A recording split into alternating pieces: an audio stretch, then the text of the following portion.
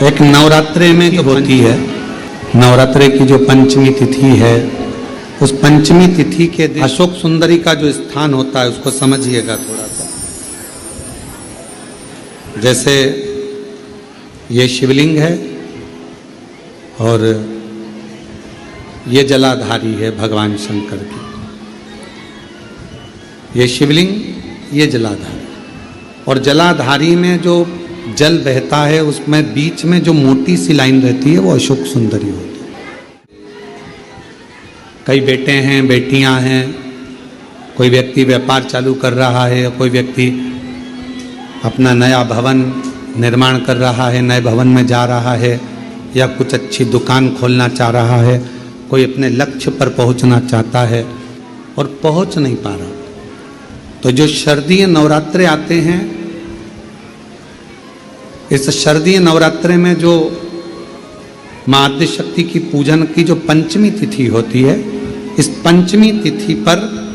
अशोक सुंदरी वाली जगह पर, जो अशोक सुंदरी का स्थान है, वहां पर लाल पुष्प एक समर्पित करें।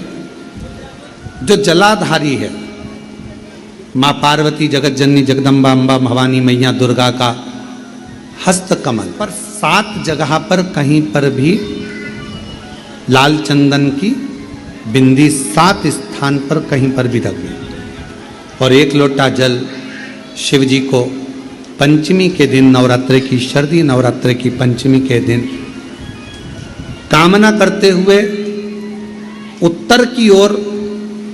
मुख कर कर, अर्थात यहाँ बैठते हुए शिव जी पर जल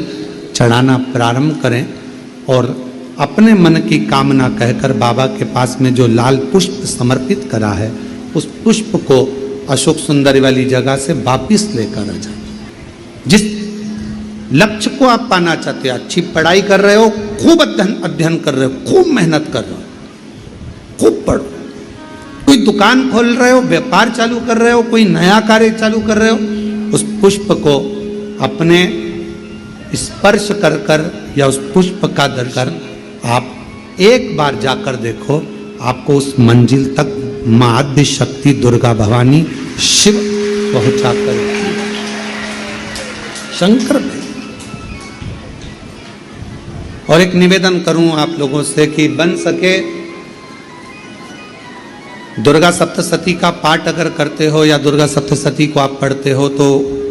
हिंदी का उसमें नीचे लेख आते रहते हैं, बहुत सारे वर्णन आते हैं, उसका भी पढ़ेंगे तो उसमें बहुत सारी बातें आपको बहुत, देवी भागवत में, दुर्गा सप्तशती में, इनमें बहुत सुंदर सुंदर कल्याण का, यदि गीता प्रेस गोरखपुर से जो कल्याण निकलती है, उस कल्याण का यदि देवी अंक